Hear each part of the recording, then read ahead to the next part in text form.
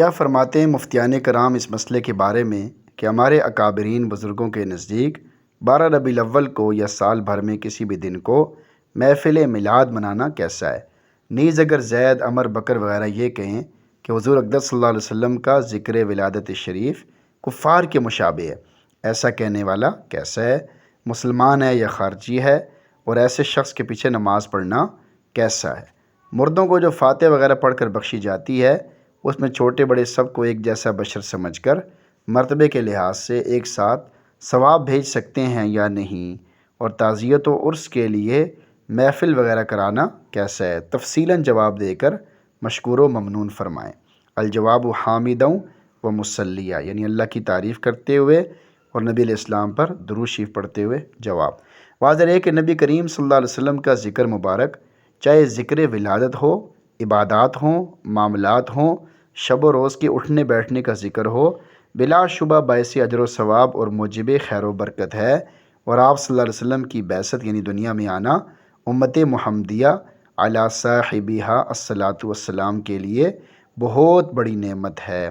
خود قرآن کریم میں اللہ تعالیٰ نے حضور اقدس صلی اللہ علیہ وسلم کی بعثت کو بطور احسان کے ذکر فرمایا ہے۔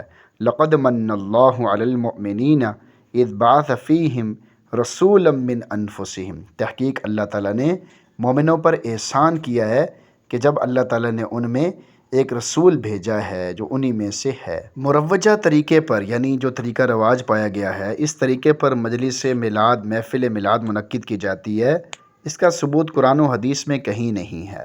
نہ خود بنفس نفیس حضور اقدس صلی اللہ علیہ وسلم نے اپنی نبوت کی 23 سالہ زندگی میں یہ مجلس منعقد کی، اور نہ ہی آپ صلی اللہ علیہ وسلم کے بعد صحابہ کرام رضی اللہ عنہم اجمعین جو 110 ہجری تک اس دنیا میں موجود رہے، اور ان حضرات کی حضور اقدس صلی اللہ علیہ وسلم سے محبت یقیناً ہم سے ہزاروں گنا زیادہ تھی۔ اور اس کا اندازہ اس سے لگایا جا سکتا ہے کہ وہ امور جو سنن عادیہ کہلاتے ہیں، ان میں بھی یہ حضرات اتباع کا دامن نہیں چھوڑتے تھے۔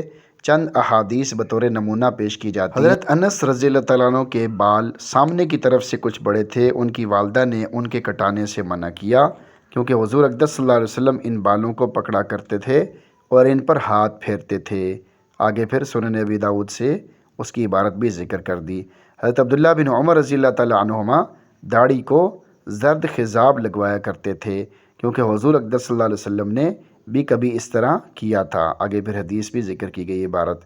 ان احادیث کے علاوہ صحابہ کرام رضی اللہ عنہم اجمعین کی پوری زندگی محبت کی عملی تصویر تھی، لیکن اس کے باوجود ان کی پوری زندگی میں مروجہ طریقے پر، یعنی جو رواج پا گیا اس طریقے پر محفل میلاد منانے کا ایک واقعہ بھی نہیں ملتا، بلکہ صحابہ کرام رضی اللہ عنہم کے پاکیزہ دور کے بعد بھی 600 سال تک کسی نے بھی میلاد کے نام پر محافل سجانے کا اہتمام کبھی بھی نہیں کیا، بلکہ وہ تو اس کی بجائے خود کو اتباع نبی صلی اللہ علیہ وسلم میں ڈھالنے کی کوشش کیا کرتے تھے۔ اس بدعت کی ابتدا 604 ہجری میں ایک بے دین بادشاہ مظفر الدین کوکری نے اپنی حکومت کو طول دینے کے لیے، رعایا کو اپنی طرف مائل کرنے کے لیے، اپنی عظمت ان کے دلوں میں بٹھانے اور دین سے لگاؤ کا تأثر دینے کے لیے کوئی دینی ڈھونگ رچانے کو بہترین حربہ خیال کیا۔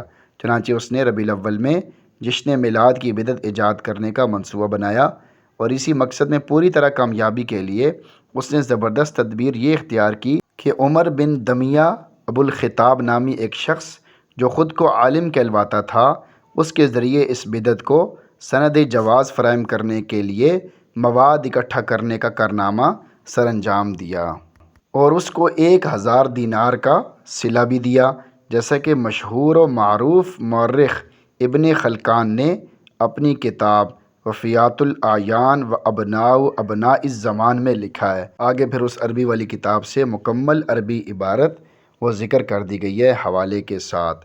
اس کے علاوہ پھر ابن جوزی رحمۃ اللہ علیہ کے حوالے سے بھی کچھ مزید عبارت لکھی گئی ہے۔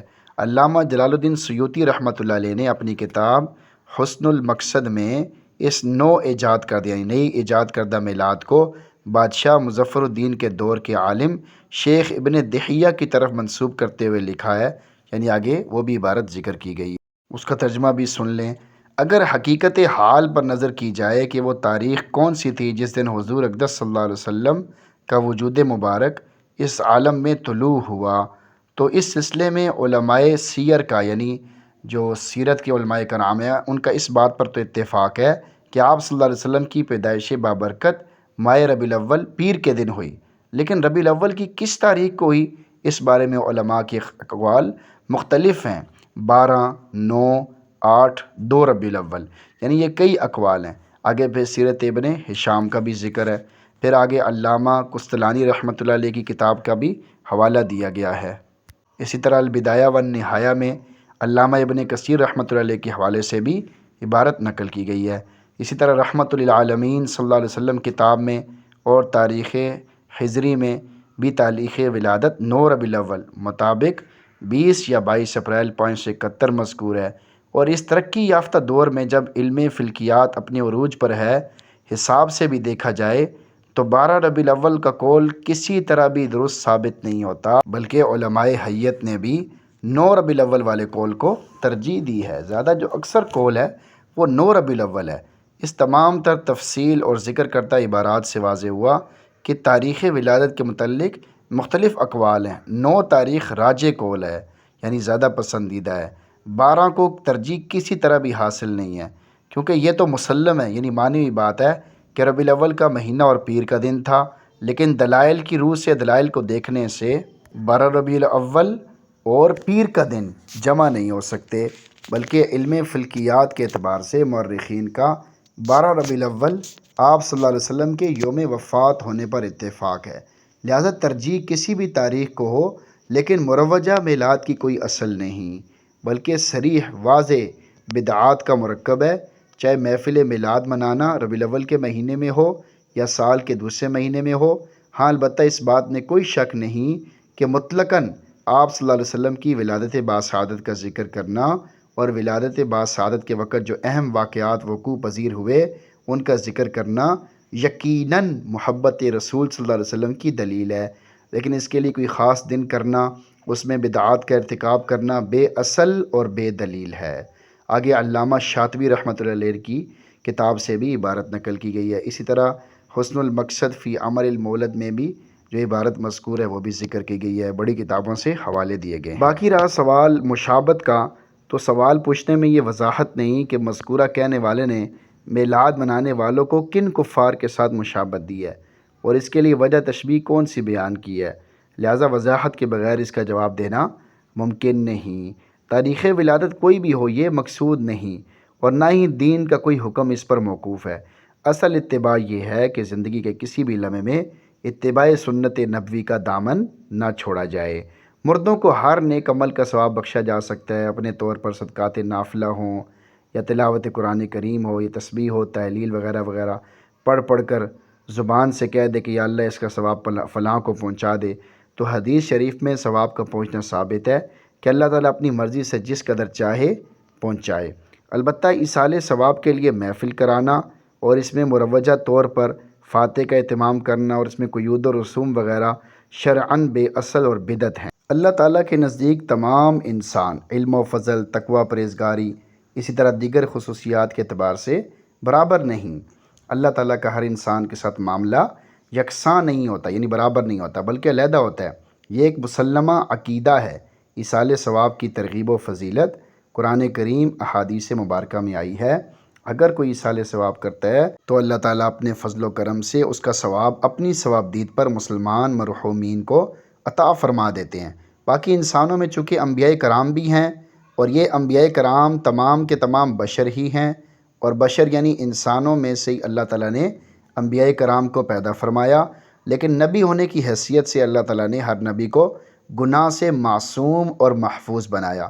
صحابہ کرام کو اللہ تعالیٰ نے گناہوں سے محفوظ رکھا، لہذا ایصال ثواب کے وقت نبی کے بارے میں بشر ہونے کا عقیدہ رکھتے ہوئے یہ بھی ضروری ہے کہ ان کے معصوم اور محفوظ ہونے کا بھی عقیدہ ہو۔ اس عقیدے کے تحت سب کو ایک ساتھ ایصال ثواب کر سکتے ہیں۔ اللہ تعالیٰ ہمیں صحیح علم سیکھنے، سمجھنے، پھیلانے، پڑھنے، پڑھانے، پھر عمل کرنے کی توفیق اور ہمت اپنے فضل و کرم سے عطا فرما دے۔ آمین یا رب العالمین۔